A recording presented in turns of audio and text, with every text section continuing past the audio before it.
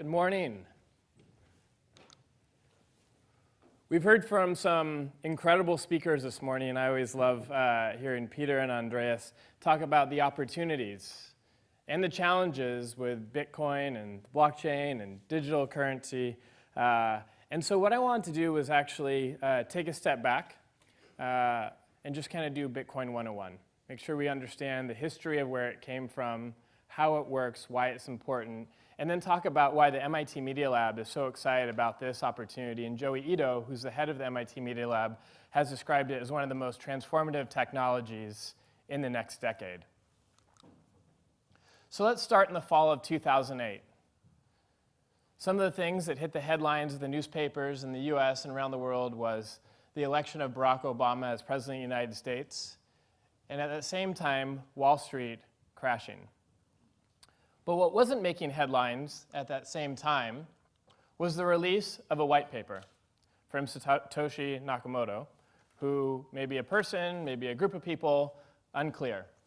But what's important to know is that this paper that was written, Bitcoin, a peer-to-peer electronic cash system, enabled a breakthrough that had never happened before. If you think about it, you look at the title, it kind of seems like it's not that important. We have PayPal or you have online banking, so what's the big deal about this peer-to-peer electronic cash system? And then you realize, oh wait, it's peer-to-peer. And what does that enable? Well, let's take a step back.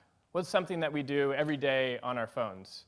We take images, right? Take photos, send them to a friend if they're good, delete them if they're not, put them on Instagram, put them on Facebook, and you start to replicate them at very little cost.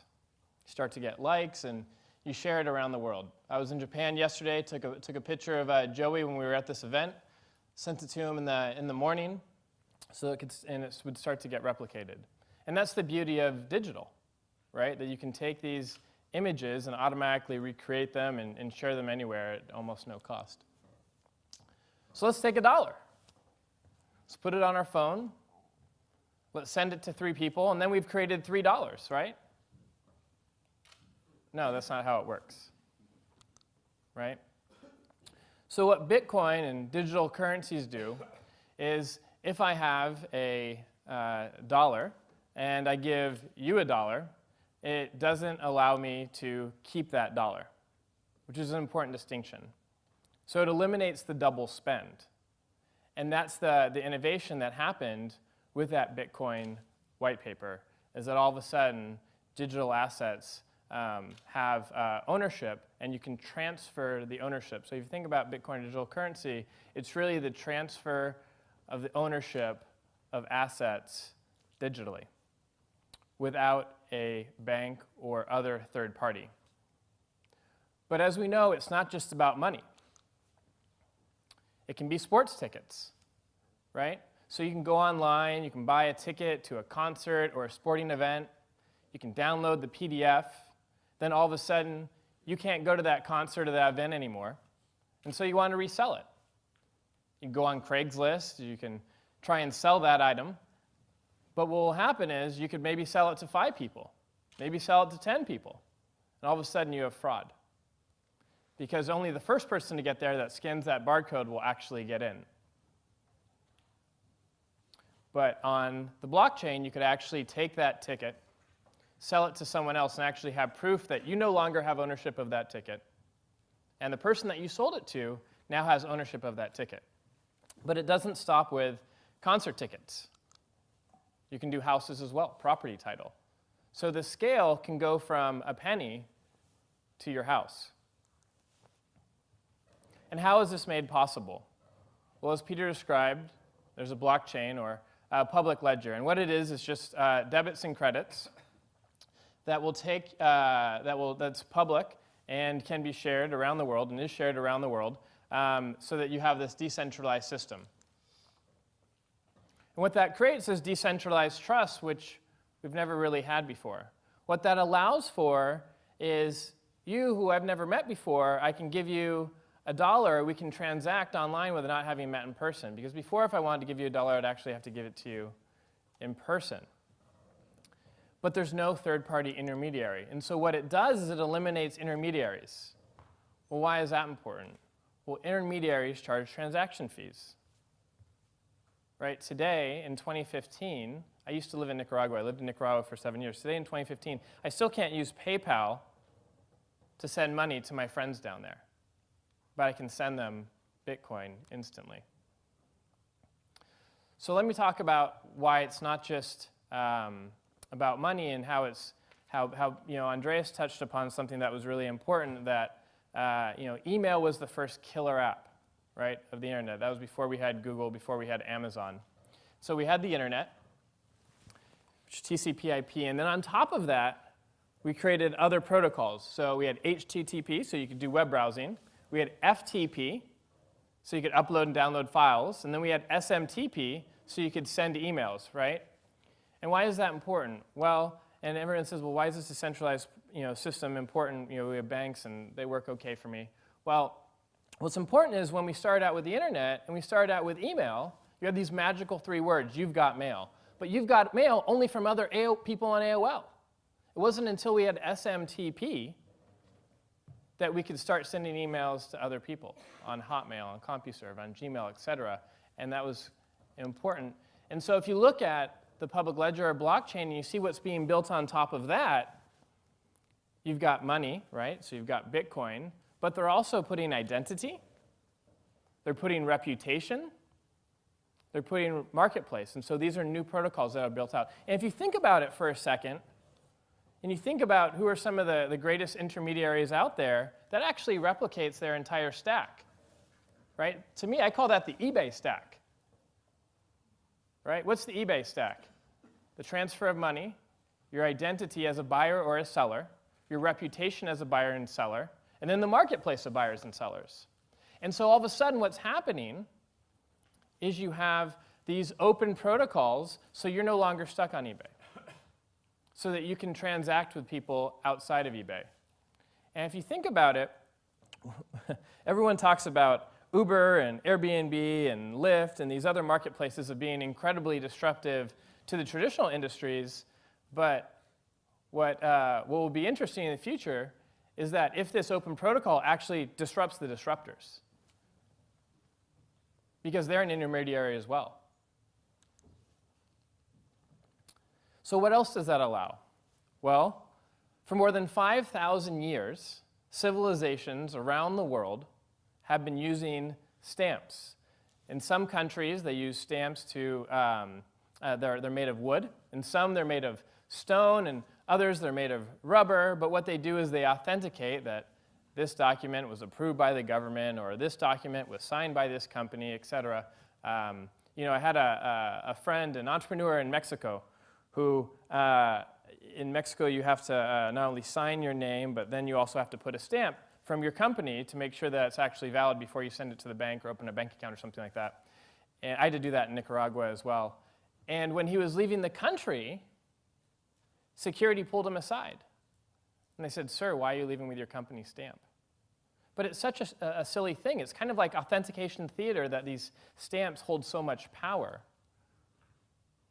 And what can happen is you can actually start to authenticate these things digitally on the blockchain. So what I affectionately call it, this authentication theater, is the rubber stamp authentication protocol, so that you can start to reduce identity theft and reduce forms of forgery. And so the MIT Digital Currency Initiative was started just 9 or 10 weeks ago. It's very new. But there's 3 main areas that we want to work on. One is research. We want to look at the security, the stability, the scalability of this platform. We have some of the top professors in the world who, like Ron Rivest, who was the R in RSA. We've got some of the top economists, like Simon Johnson, who's a former chief economist of the International Monetary Fund. So you not only hear from the people who are excited about Bitcoin, but you hear from some of the top researchers in cryptography and economics to look at these issues. We'll also be looking at social impact. There's a huge opportunity, as the previous speakers have talked about, for financial inclusion, but for other opportunities as well that I'll get into in a minute. And lastly, we need more people in Bitcoin. We don't just need the original Bitcoiners, we need more diversity. If this is truly going to have the impact that is projected onto it, we need to make sure that the people that are working on this represent the diversity of the UK, the US, and the diversity of the world. So we'll be working on that as well. So let me talk about one of the use cases that we get excited about. So this is Hernando de Soto in Juan Llanos. And what they're holding up is 40 pieces of paper that each represent a transition of ownership of property. Now, for some of you who know who Hernando de Soto is, he's a famed Peruvian economist who wrote the book Mystery of Capital.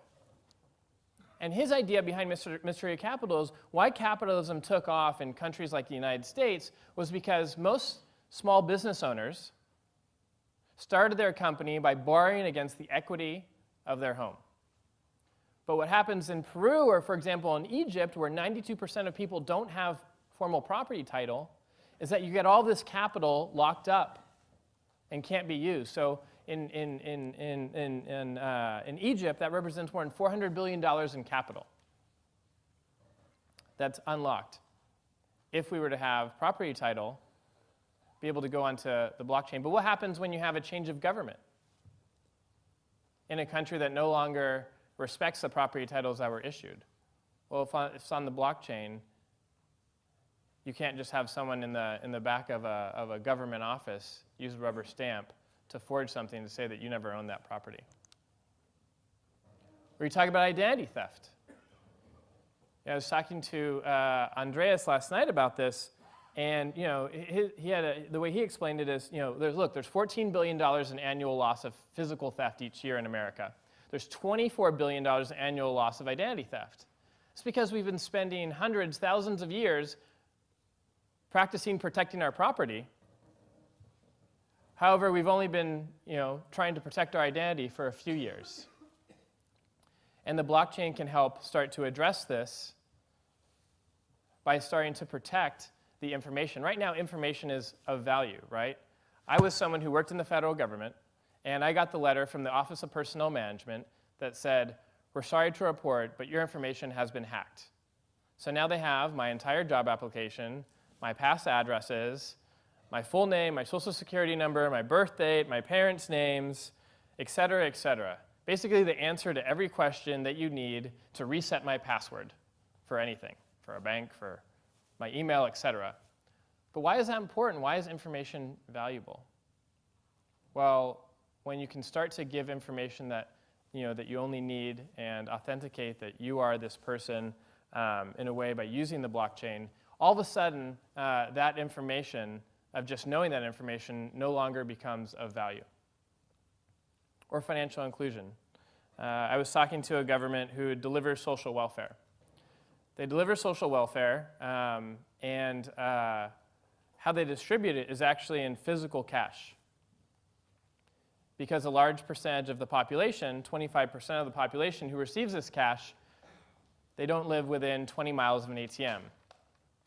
And so they actually put the cash in. They actually sometimes even put it in a canoe.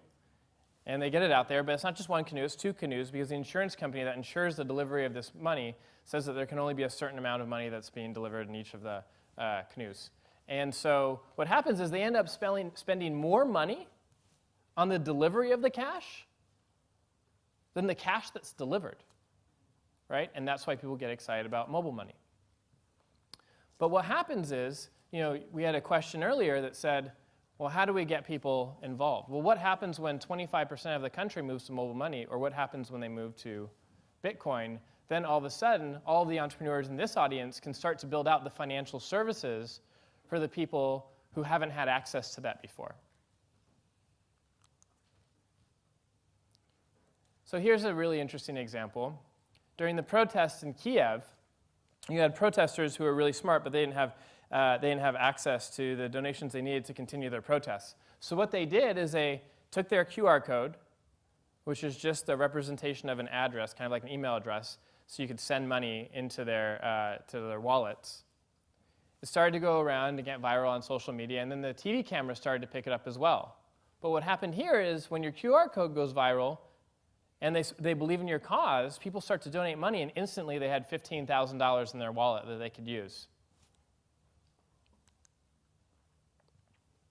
And so what we're seeing is, like the internet, with 2.9 billion people online every day, sending emails, sending text messages, sending instant messages. We've seen communication exponentially increase. And what we're going to see with Bitcoin is that because it's this open interoperable platform as well, you'll see transactions exponentially increase because you'll no longer need intermediaries and we can start to do it one-on-one. And I think sometimes this is really hard to explain. It's really hard to explain in the United States. It's really hard to explain in the UK and other countries where we could go walk 100 meters and go find an ATM, go pull out some money, and we're good to go, right? Or you can walk into a coffee shop and you can use your credit card. But a few months ago, I was in Iraq. I was giving a technical workshop, and at the end, I decided to say, well, why not? Why don't I just give a little quick impromptu workshop on Bitcoin? Kind of see what the reaction was. Thought maybe 5 people would show up. But as you can see in the picture, more than 30 people showed up to learn about Bitcoin. These aren't people with strong technical backgrounds, but they instantly started downloading wallets. I gave them a few dollars here and there. They instantly started sending money back and forth to each other. And they instantly came up with ideas that I never could have imagined.